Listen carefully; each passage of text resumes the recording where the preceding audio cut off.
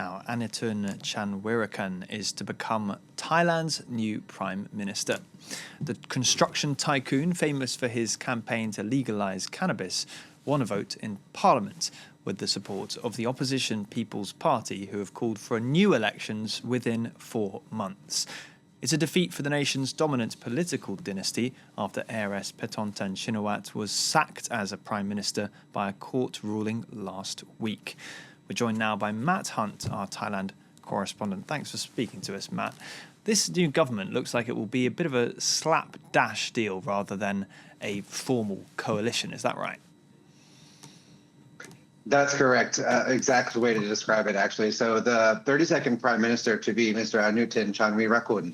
He comes from the third largest party in Parliament, and the agreement that he made to actually make all of this happen was not really a stable coalition. So to be clear, what he's doing is he has formed a minority government where the Progressive Party, which won the 2023 elections, backed his election as the Prime Minister only for that specific issue. So they voted for him to be the Prime Minister, but they are not joining into a coalition with them. And that's notable because the party that was leading the government, Mr. Thaksin's Thai party, are also now in the opposition. And so the opposition against everything that his government is facing to come is likely to be very strong, though. That said, the budget has already also been passed for this year, so there's not much he can do there. And then the other thing is that he agreed to dissolve the House within 4 months, which means that there would be elections within 4 months. And if that's the case, it seems to be widely understood that he would need to spend this time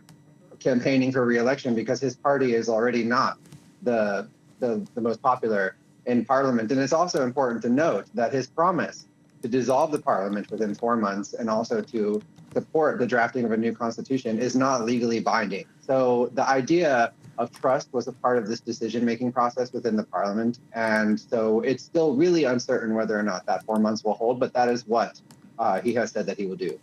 I guess for those who aren't as au fait with Southeast Asian politics as those following it, like yourself, the one name that they will recall and will stick out to them is Thaksin Shinawatra, a big figure over the last decades. I guess the big question now for outsiders is, will he come back?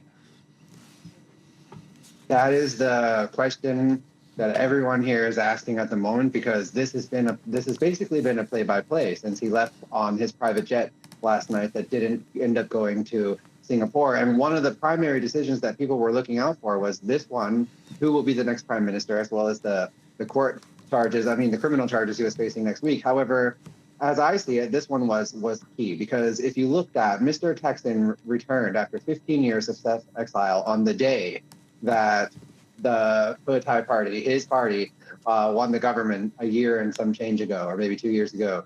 And then he's now leaving the day before his main opponent is about to become the prime minister. And so where things can become like from politically charged to criminal charges, such as here, it does seem likely that this will be a blow to his decision-making to come back, which he has said that he will do. But at this moment, it's still kind of speculation, but it's speculation moving more towards what feels like quite a possibility.